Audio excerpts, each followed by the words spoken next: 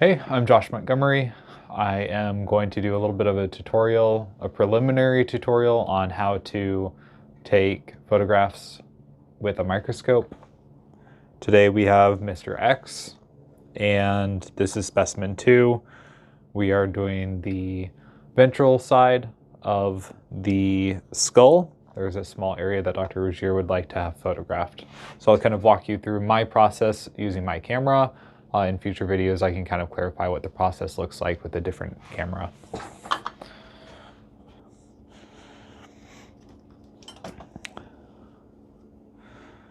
So first thing we're going to do is go ahead and take this off, put it back here,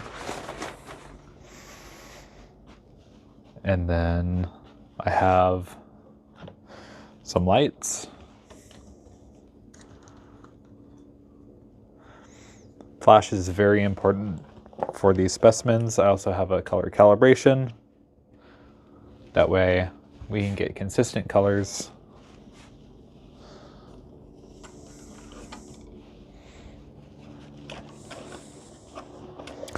I have two 8200 Godox flash strobes, wireless strobes.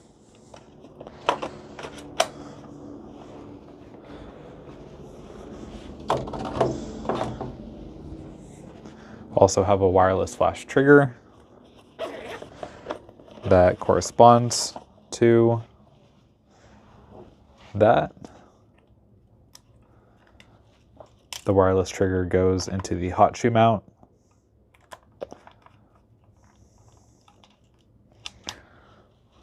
And then I'll mount that on the camera or on the microscope in just a second. I have some spare batteries, just in case if we need that.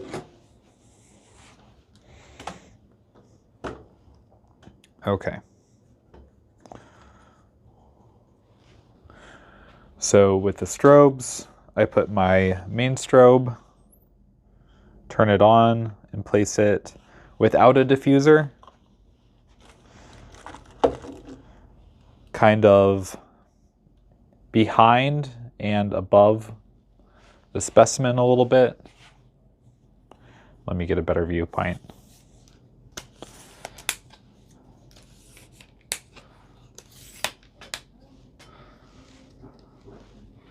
Kind of my thought process behind that without the diffusion is to get a really bright, high detailed.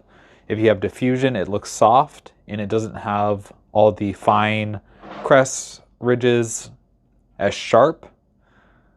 So that's why I kind of balance it out and fill in the shadows with something soft, but have some of the main detail with my flash that does not have any diffusion. Also, this adapter I got specifically for my Sony E-mount lens adapter to my Sony E-mount camera. There is one specifically for Dr. Rougier's Nikon. It is in the drawer on the top or second to top drawer over in the corner of this room, I believe. Try to minimize dust transfer by quickly doing this. And then I'm going to go ahead and turn my flash trigger on, turn my camera on. There's an adjustment knob here. Make sure that goes to photo. And then there's also this little knob here underneath that controls the aperture of the microscope. I prefer to have this completely wide open or to the, just to let the most light in. It will shallow the depth of field. You'll have to take more photos, but I have found for this microscope and the combination with the camera, you get much higher quality photos if you do that. So I will set up the other flash. Think they're both on channel A right now. I will turn this to channel B.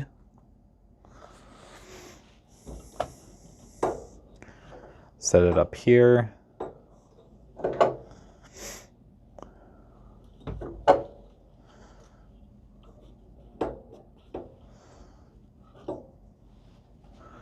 and then get this to channel A, perfect. And with the wireless trigger, I will set the values of A to 1/16 to start, and channel B to 1/32 to start. And then they have a little function where you can just add the modeling light to kind of get an idea where the light's coming from. And then on my camera, there's a white balance setting. I'm going to turn it to manual. I'm going to turn my ISO to, let's say, like 200. It has the ability to go to 100, but for my purposes, the flash doesn't have to be as powerful. I'm doing a lot of flashes. So if I can minimize the amount of flash power that I need, ISO, if it's higher, it minimizes the amount of extra light I need.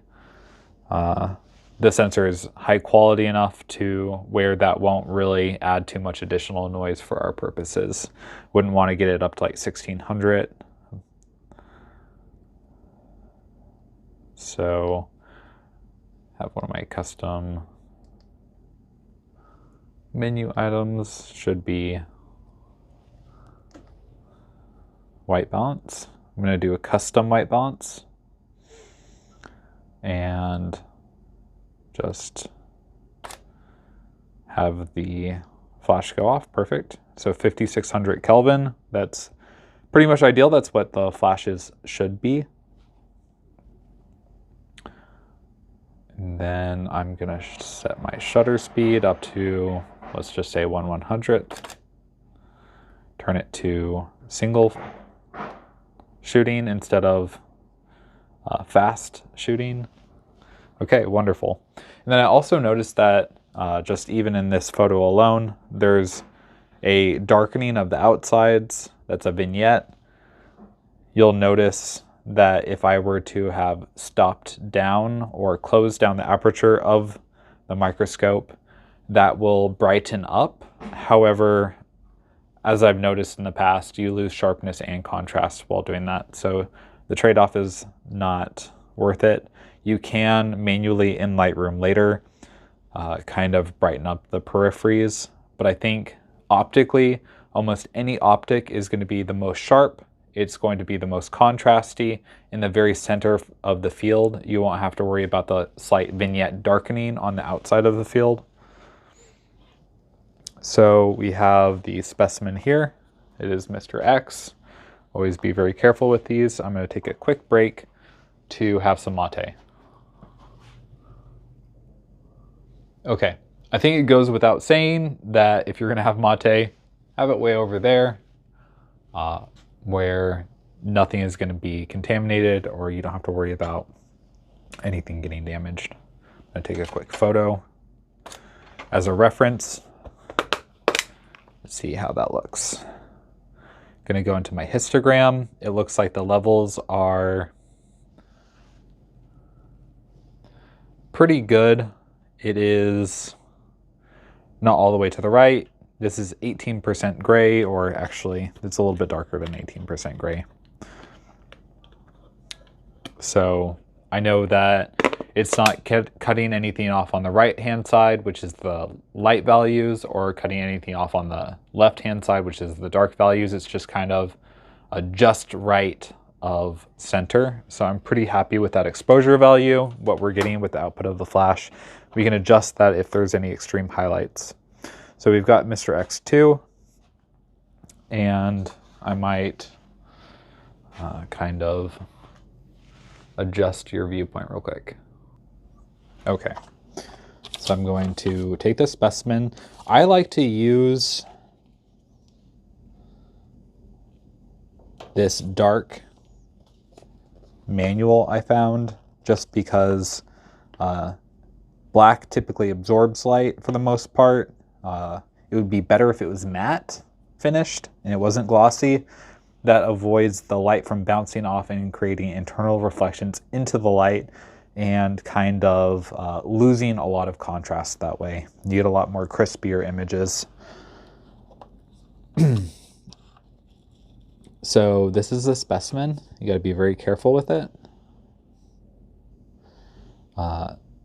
Don't use the blue sticky stuff with specimens. It'll actually adhere to the specimens. What you really want to use is this kind of gray putty as a balancing. That way you don't damage anything or put excess force. Kind of like pre-divot what you think you're going to need.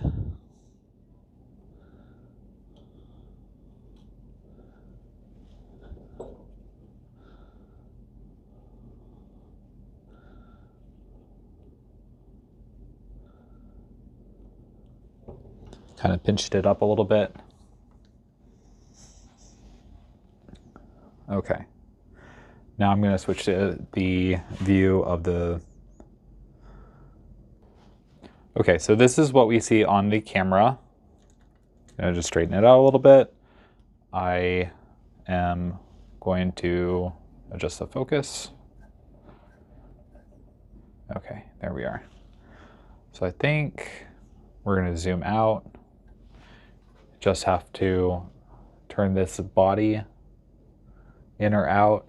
The ranges, the absolute furthest range, I think is 35x. You get more distortion if you use that one, as well as the 5.8 to 8. Not really the ideal ranges. It'd be better to use a macro lens as opposed to using these. There's a lot of fringing and chromatic aberration where you get little blue lines on the outside of your object and it doesn't look good, doesn't represent it well. You lose contrast because what happens is when you get that fringing on the outside, that means that there are out of focus areas of certain wavelengths of light, and some of the other wavelengths are focused, but some of the wavelengths like blue are not. And then you get a real strong blue border because it's hazy because that wavelength is not in focus. It's an optical thing to where the optics aren't ideally aligned.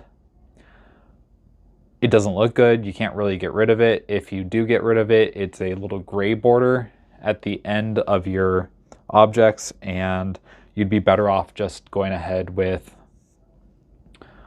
just something that you use a macro lens with. And yeah, so that's kind of that. When you do focus, there is focus breathing. So what that means is if you are at the top of the object, the field is much larger than at the bottom of the focus. And if you look at the top of the object, see how it expands and you see more of the specimen. So when you're taking images, you never want to include vital details on the very edges. You want to either zoom out a little bit, or if absolutely necessary, you can move the entire stage up. But the main idea is if there's something on the edges that needs to be in the photo, make sure it still is in the image when you go to the bottom of the focus field. Otherwise, in Photoshop, when you combine them, they'll just be a little fuzzy border on the very corners, and you lose what you were originally looking for. Okay, so I'm going to line it up horizontally because that's mainly where everything that he wanted is located.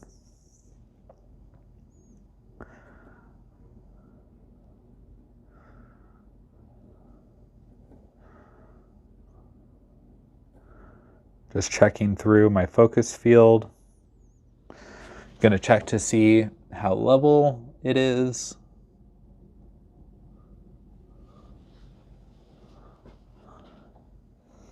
I think this is pretty close to ideal.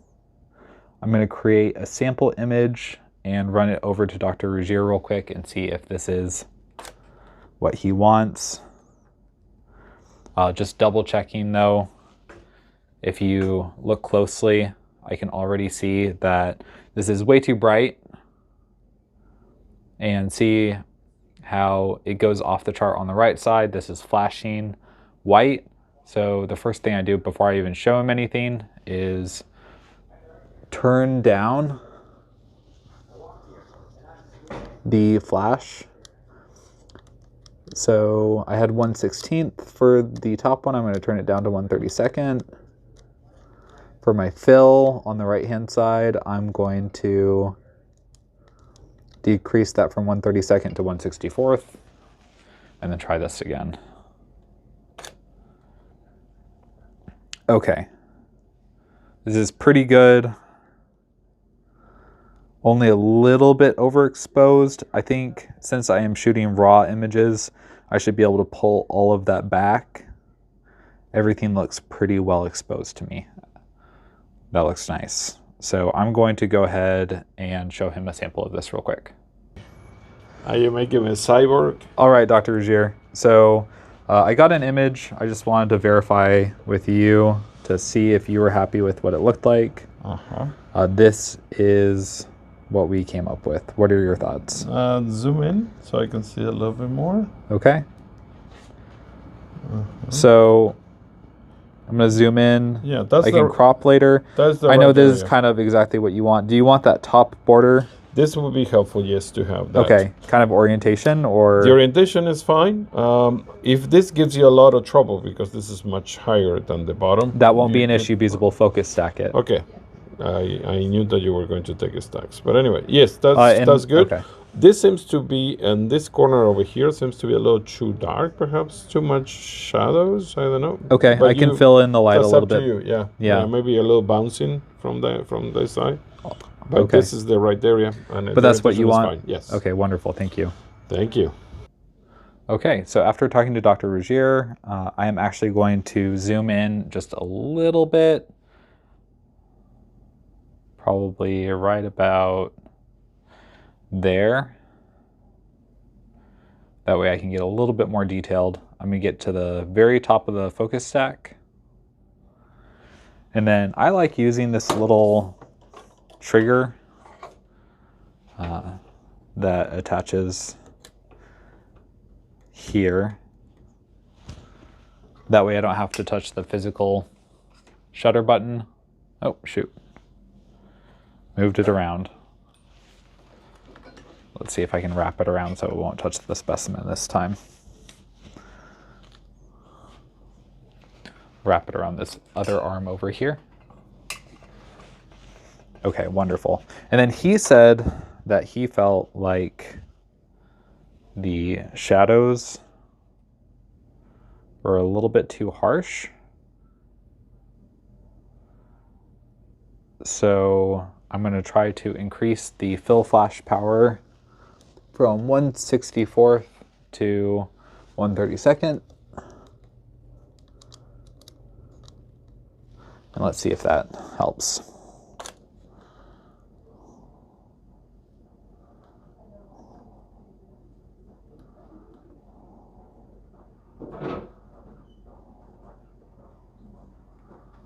Okay.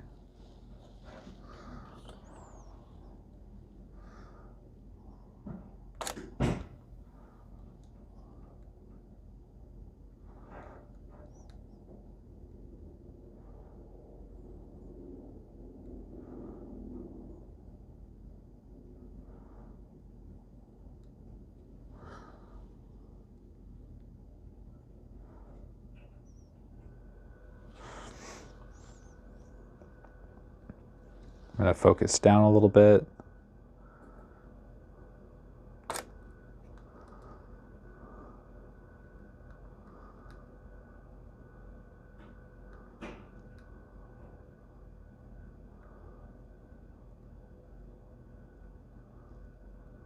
Okay.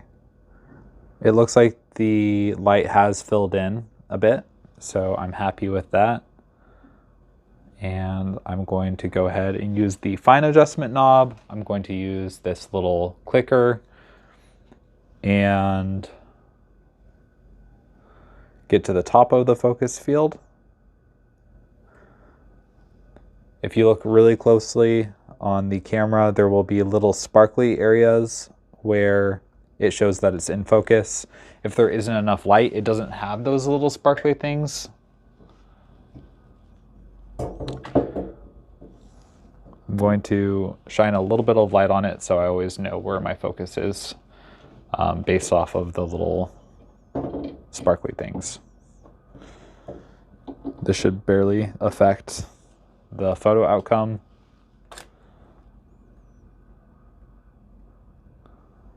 But it will be able to give me better focus peaking now.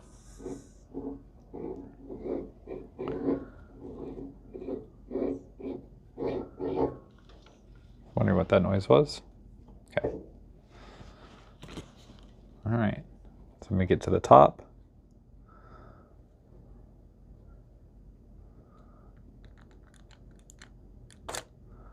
Going to trigger it. And then just move it slightly. The larger the object is, the more you move on the fine adjustment knob. The smaller the area is, the less you move on the fine adjustment knob.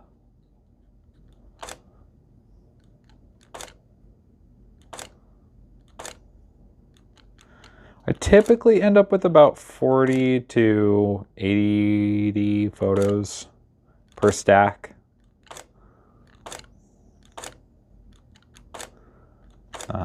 I don't always keep track, it's just how it kind of turns out.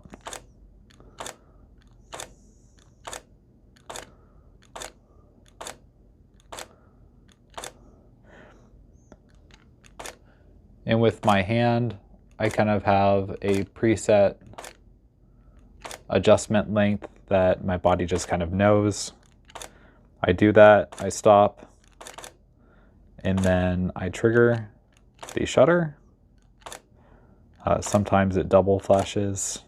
Haven't really figured out how to stop that, but shouldn't be too much of an issue.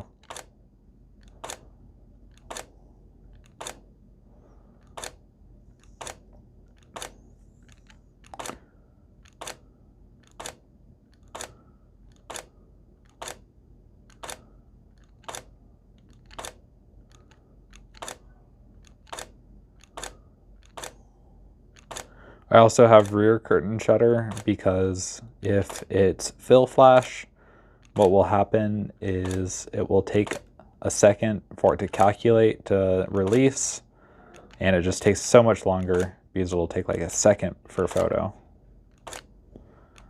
When you're trying to do a lot, that just doesn't make sense logistically.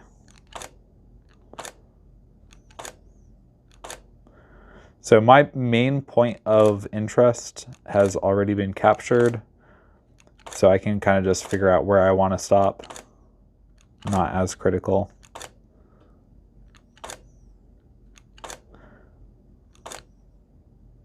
Okay. All right.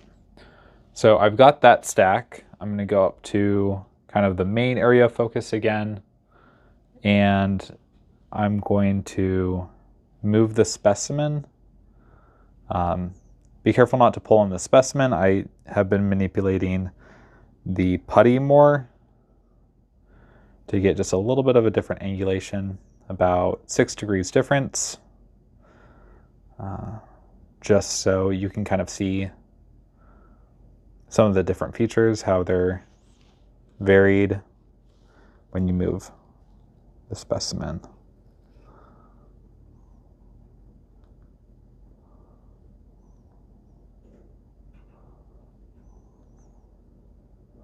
And you can kind of see under that ridge now up on top. Okay, I'm gonna go to the top of the stack. Gonna repeat the process real quick.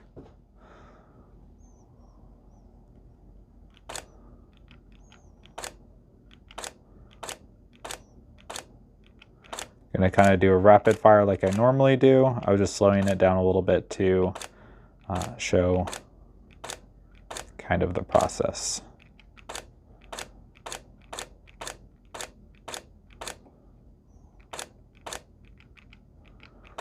So you can actually go pretty quick with this, and if you're doing a whole lot of angles with a whole lot of specimens, it's really nice to be able to have that freedom to where your hands kind of talk to each other.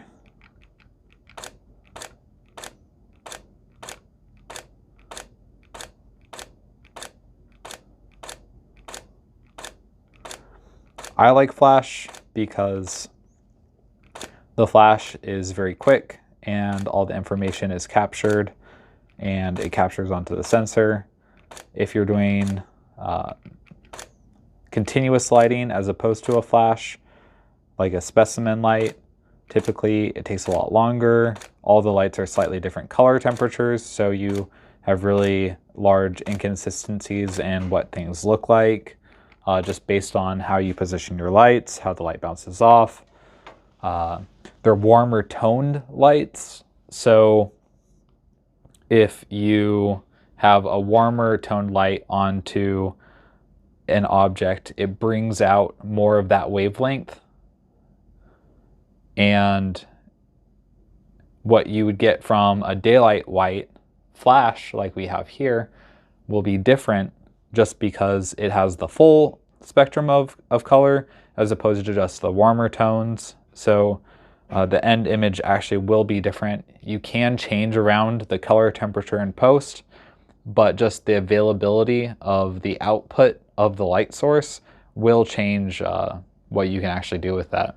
I'm gonna have another mate break.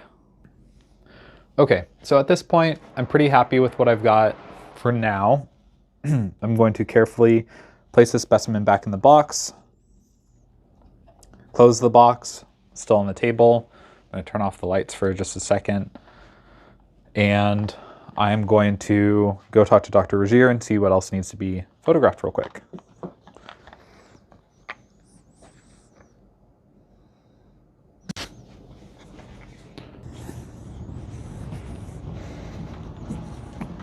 Try not to hold anything other than the specimen.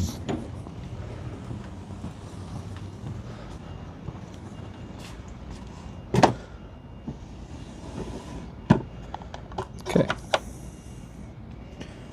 Place it in here, see what's next.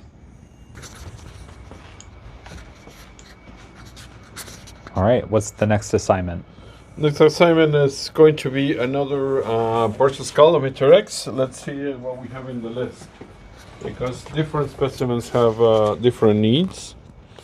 So this one that we just did was focus on the Koani. For specimen number 3, which is this one here, we need everything. So this is going to be basically rotating every piece in any of the views that you can get. So all of like all sides of a cube. Yeah, all sides of a cube is the standard. Okay, wonderful. And in some of them you will recognize the presence of teeth, you know, like that. Okay. Or do that. I need to get closer up shots of those teeth? We will, yes, we will get of anything that is a tooth, we will get a specific closer shot of that, all right?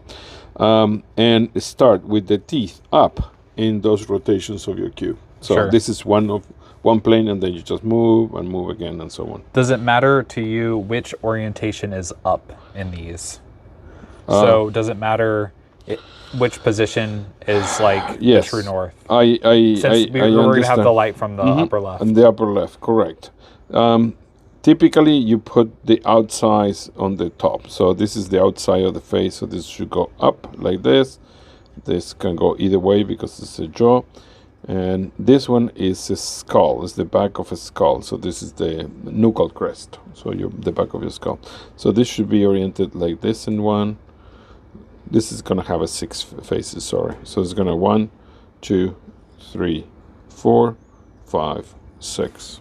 So 6 faces of a cube. A cube has 6 faces. Can you orient it with the north in the same way that you oriented the other one? Yes, north, like this. Okay, wonderful. This line is across. Okay. Right? Very good. It can be rotated, and you know, we can be all 4 things within this box? Yes, all 4 things in this box. Okay? All right, great.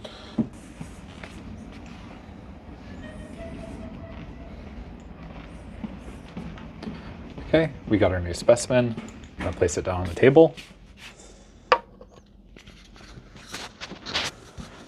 Gonna take a sip of mate. I'm gonna top up real quick.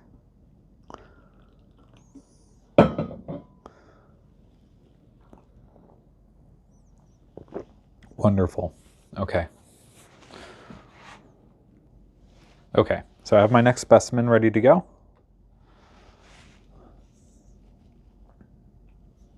Gonna orient it to the camera. To get the entire thing, we're gonna need to zoom out a little bit. And, shoot. Looks like the specimen is too large. So I guess what we can do is get the teeth. And then we're just going to have to come back with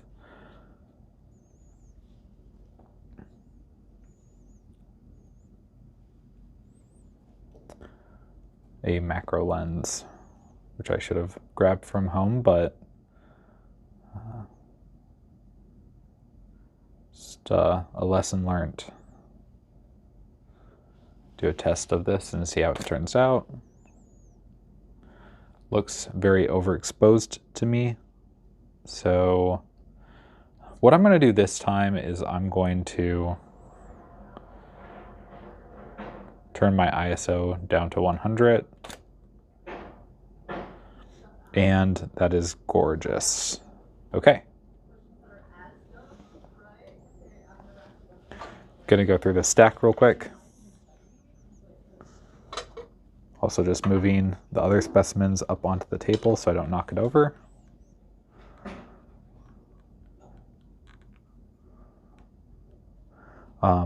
I start a little bit above the plane of focus just in case there's an object that doesn't look like it's in focus, but it is, and I can always capture the whole length of it and figure out if I missed anything later on when I'm in Lightroom.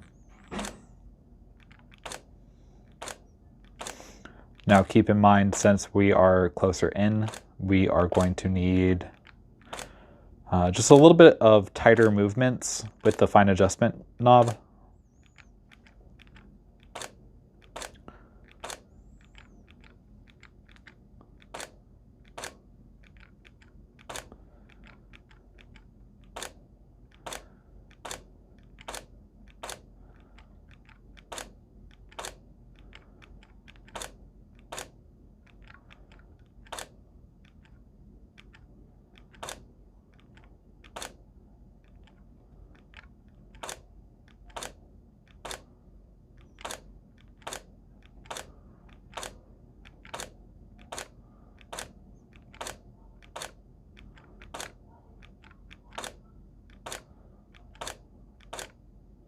Okay.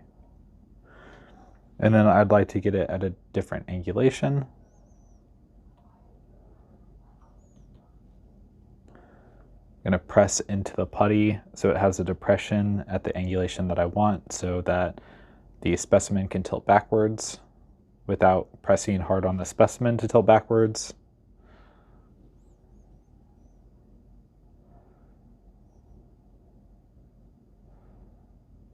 Okay.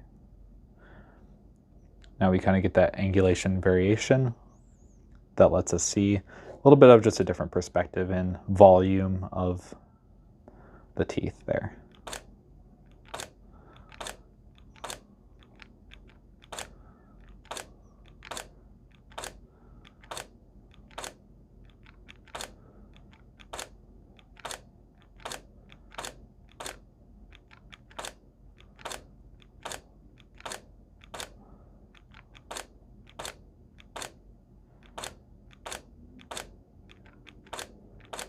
They almost look like little bananas within a jawbone.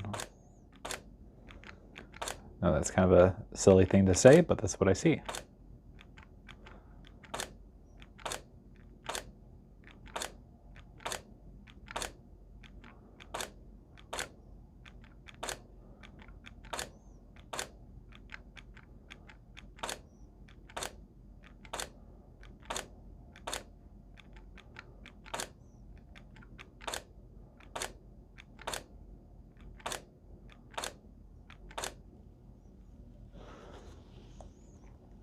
Okay, I think it kind of fell in the putty, but it was a good time. because we got everything that we need. I'm just double checking the focus, and sure enough, I got all of the teeth, so we're golden. Just turned it off to kind of conserve some battery. I'm gonna look real quick, see if there are any other teeth, and it appears that there are other teeth. So let's work on those.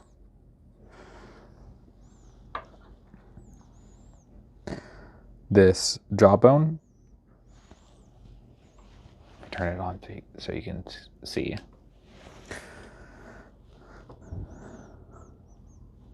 This jawbone has some teeth.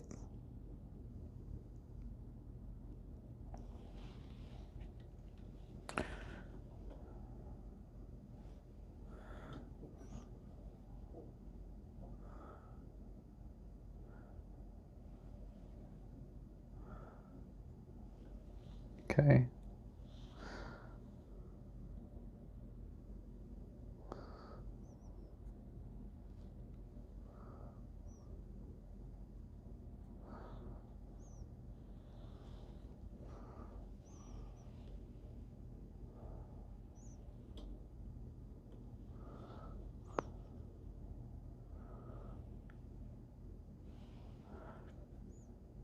All right.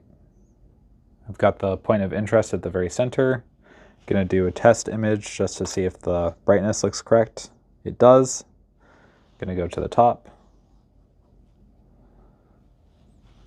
and fire away.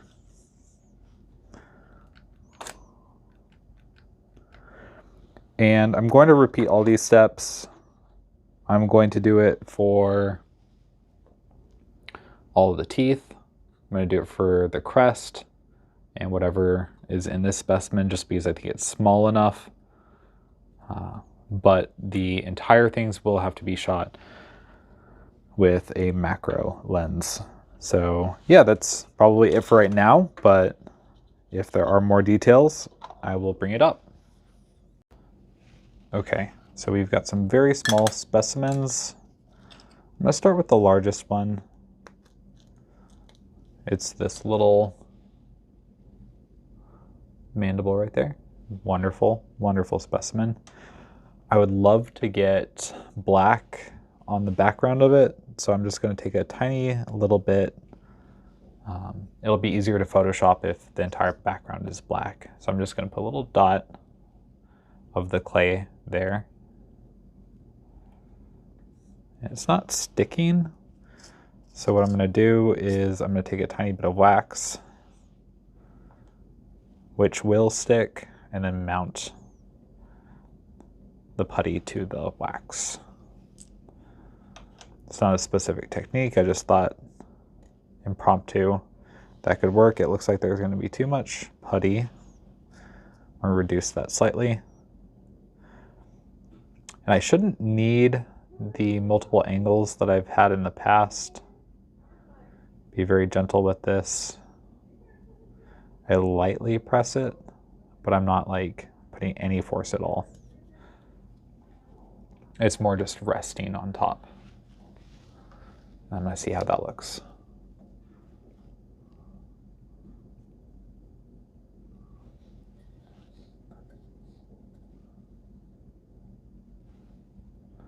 Okay, great. Yeah, that looks really wonderful under the microscope. And then I'm going to orient it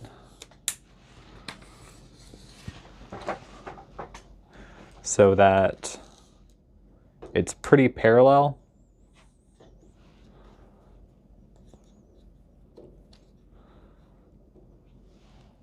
With the kind of rule of thirds guide that I have. And then I'm going to test the light. I'd like to zoom out just a tiny bit on it, just so that if there's any focus breathing, nothing important will get chopped off.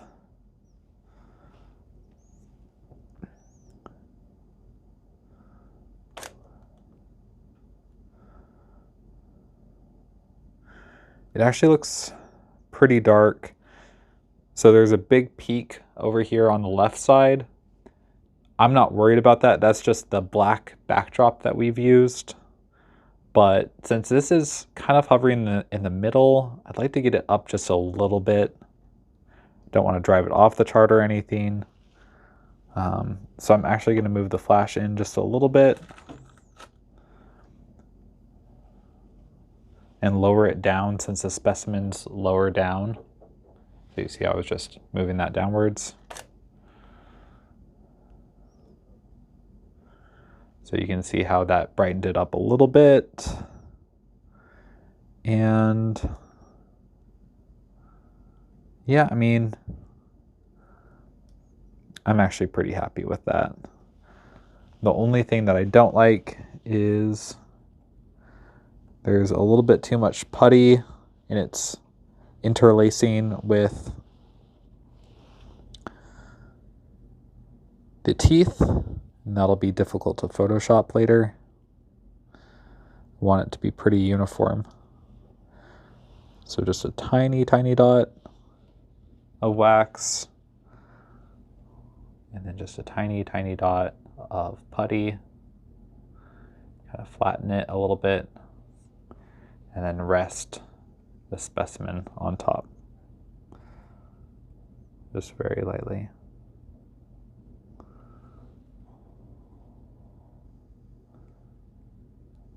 Okay.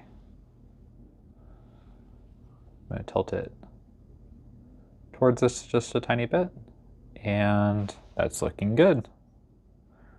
Let's test that out.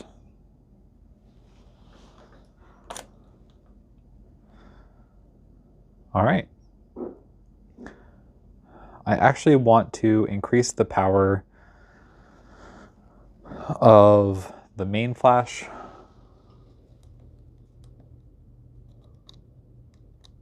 So I'm going to put that to 1/16 from 1/32.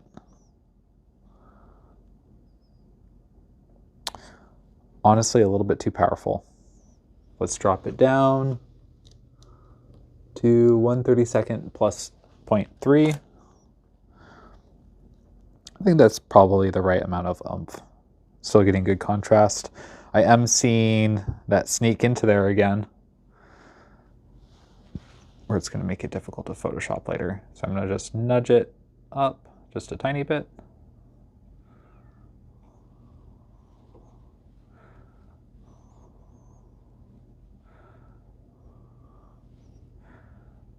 Make the footprint smaller. There we go. Perfect.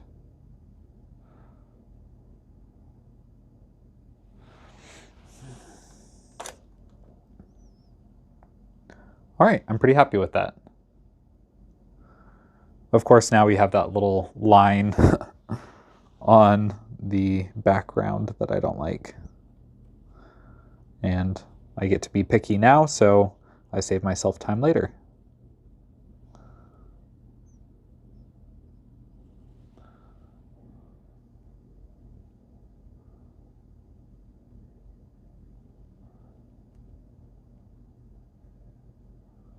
Okay. Awesome. That's going to Photoshop super well straight out of camera. I'm going to go ahead and do it.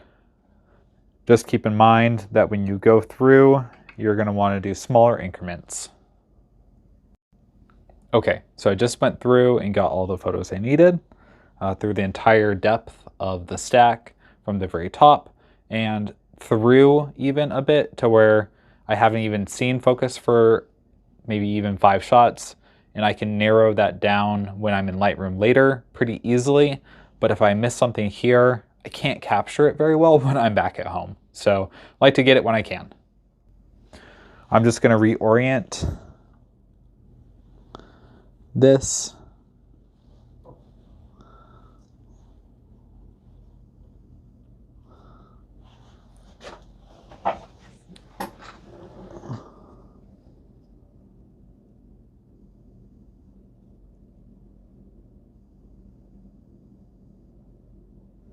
And when I do this, I like to keep the plane as even as possible.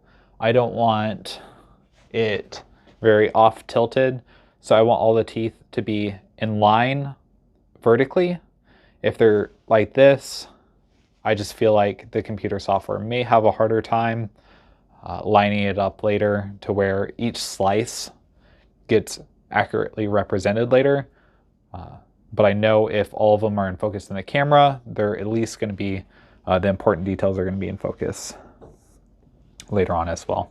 Just going to recheck the lighting. That all looks good. One critical step that I have been forgetting, and is probably one of the first things you want to do. I think I forgot because all of them have been hijacked, is get a scale photo. Okay, so I found a ruler with millimeters on it. Okay, so I did some sleuthing and it looks like this is going to be our best bet to represent 1, 2, 3, 4, 5 millimeters. Let's see what we get. Okay. Gonna put it close to the specimen. Has to be on the same focal plane to be accurate. Move it until you see the little focus speaking dots that show it's in focus, and capture. Okay, cool. Got it. So that'll work for this specimen. For other specimens, if you ever change either the focal plane drastically, if you're up higher or lower, you're going to need to get a new measurement calibration.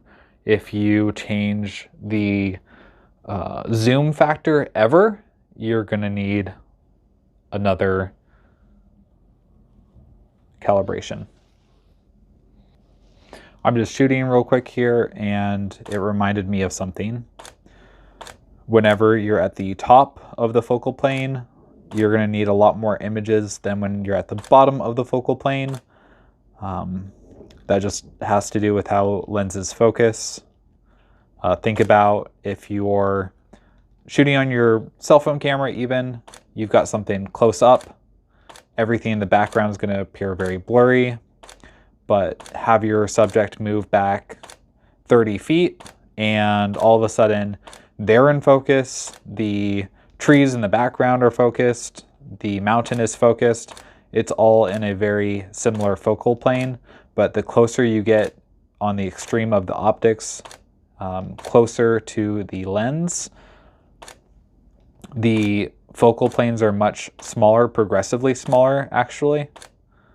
The slivers become smaller, so whenever you're trying to get sharp images, that should represent how you're moving the fine adjustment dial. So towards the bottom, you can move it, say like a 16th, whereas towards the top, you'll want to be moving it like a 32nd, a 64th of a full rotation. Those numbers are made up, but it kind of gives you an idea of proportionality. Also just thought of this, but you'll know that you're through the very bottom of the specimen if you see the black backdrop or whatever the base is in focus. You just know that you've gone through the entire specimen. Since I went from a little bit taller to a little bit closer to the bottom, I'm going to go ahead and recalibrate real quick.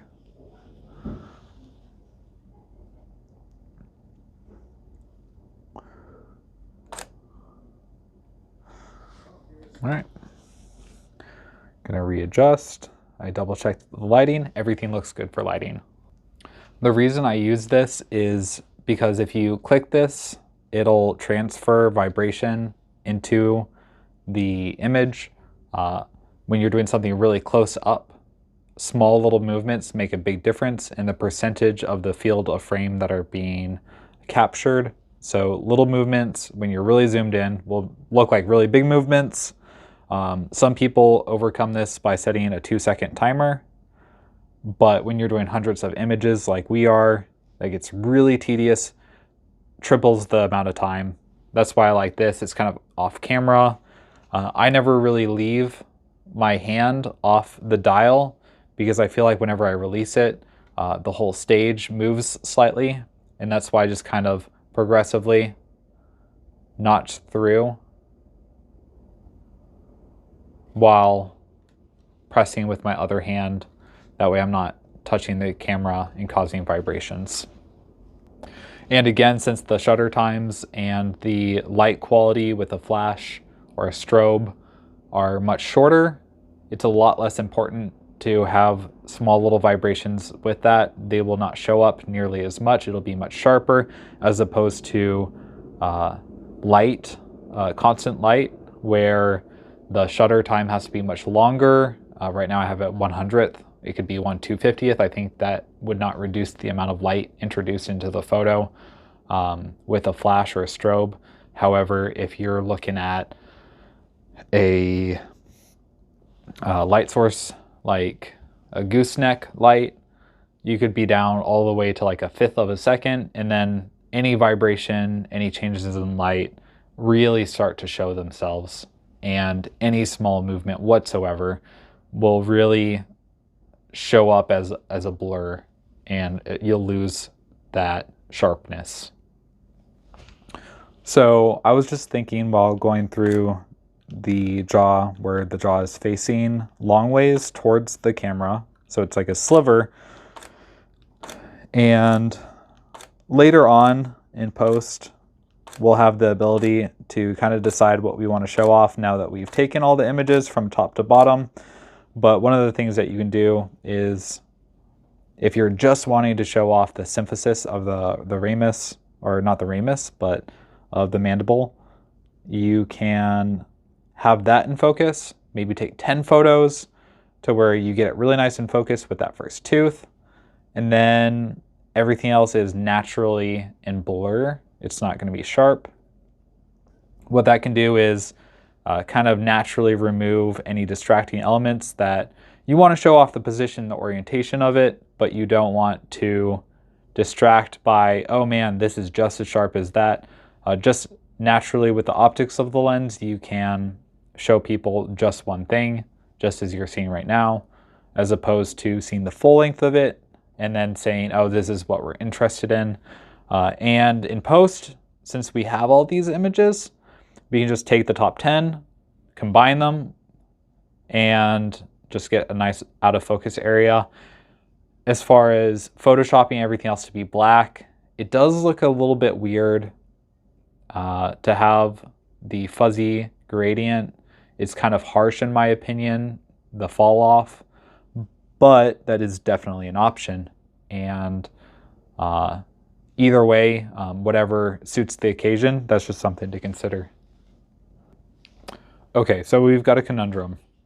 I have a tooth that I want to take a photo of, and it's too long to go from top to bottom, and I don't really want the light to be from, if I turned it, the light would be hitting it at a different angle than I want.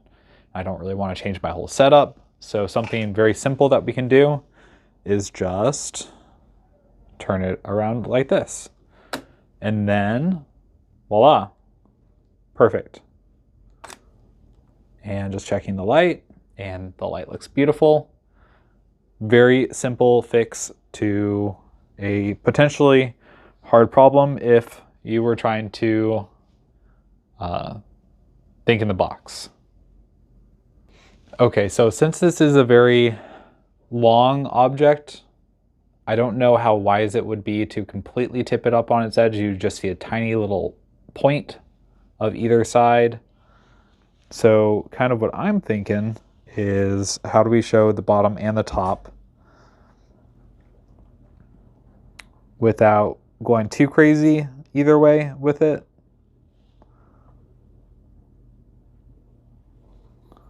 I'm going to try to prop it up a little bit.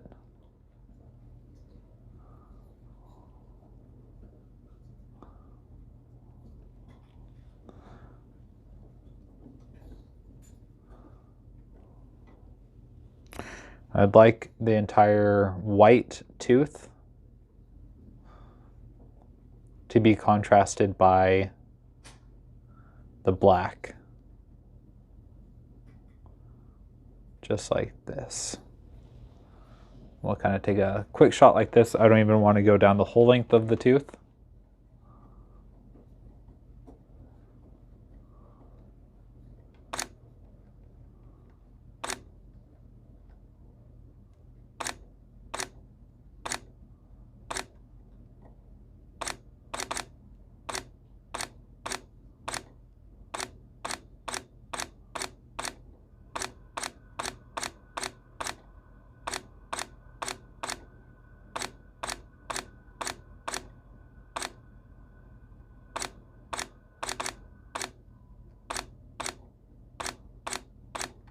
Okay.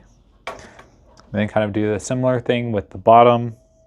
I think most of it was documented in other angles, but I just want to make sure that without a doubt, we've really got all the angles here. Okay, do a similar thing.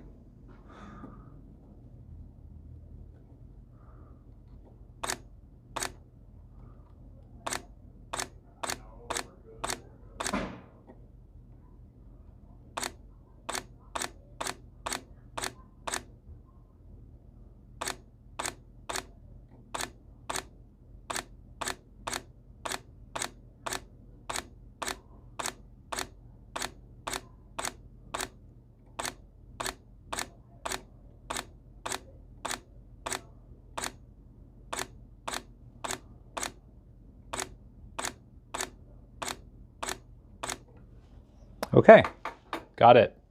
So I think that's probably it for today. Let me look at the time real quick.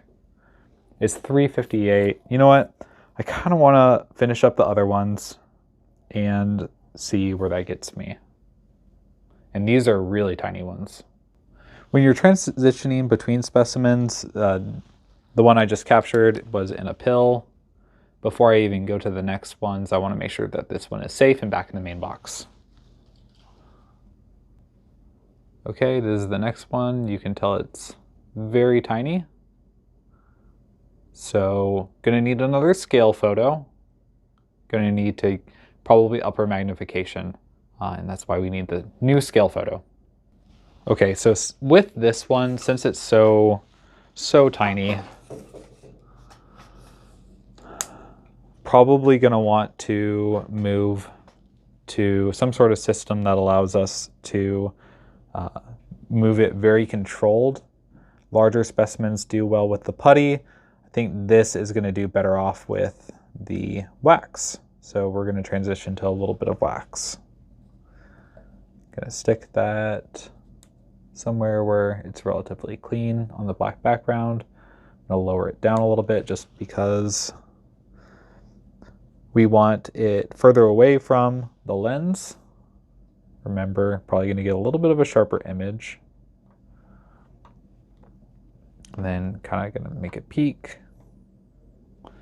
And very carefully, I'm actually going to open this up over the tray, so if it goes flying for some reason, I'm not going to have a hard time finding it. I'm actually going to bring my little wax. Oh, no, it doesn't want to move. Actually, I don't care. So I'm going to take the little wax and very carefully pick it up. If you were to drop this, it would be very difficult to find in the dust and the dirt on the ground. So it's good to do it over a controlled environment.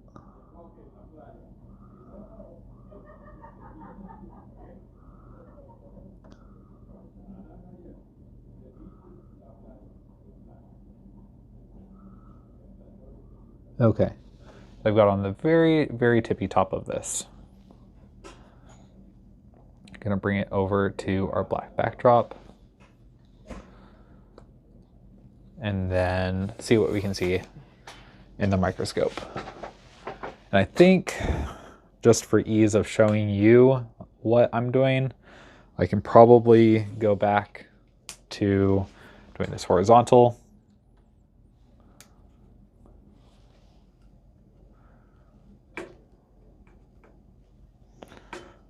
Okay.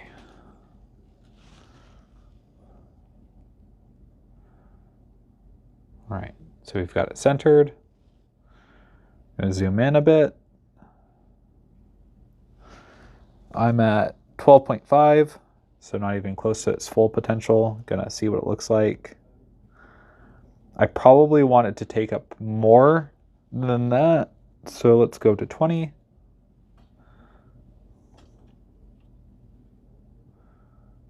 Okay.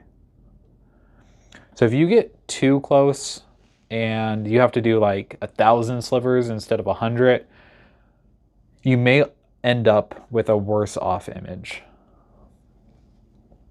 It may be better to crop in at a focal length where you know for sure you're getting each little sliver properly. And this is really shallow. I think what's contributing to that is that it's so close to the lens because it was on that little mound. So I'm going to try to lower that down. I'm going to kind of break off with my fingernail while I'm working over the dish and reduce the height here. Let's see what that gets us. I'll lower it down. Ideally, we're getting as much in frame as possible. Okay, let's try this again. I'm gonna drop it down so it's in focus.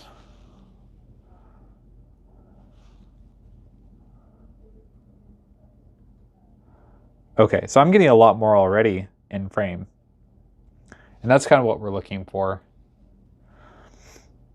A lot fewer slivers. It's closer down. There's going to be much less perspective distortion from going from the top to the bottom. Kind of get it all on the same focal plane. And I'll be honest, I'm not really sure how this needs to be oriented. So I'm going to ask Dr. Rogier or Bridget. Right. So I'm not really sure how this should be oriented. Can you give me any pointers? Is it a tooth? Or what are we looking at? I think it's supposed to be a tooth, but to be honest with you, I'm not really sure.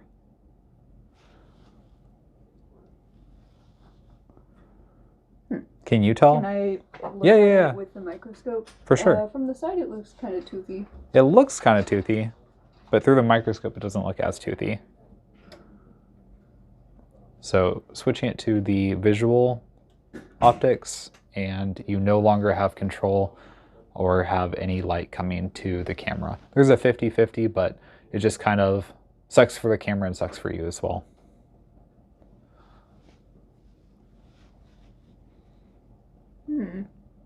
Not sure.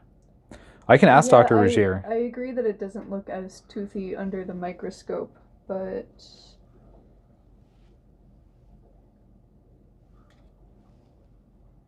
Okay, let me ask Dr. Rogier. Yep, sure.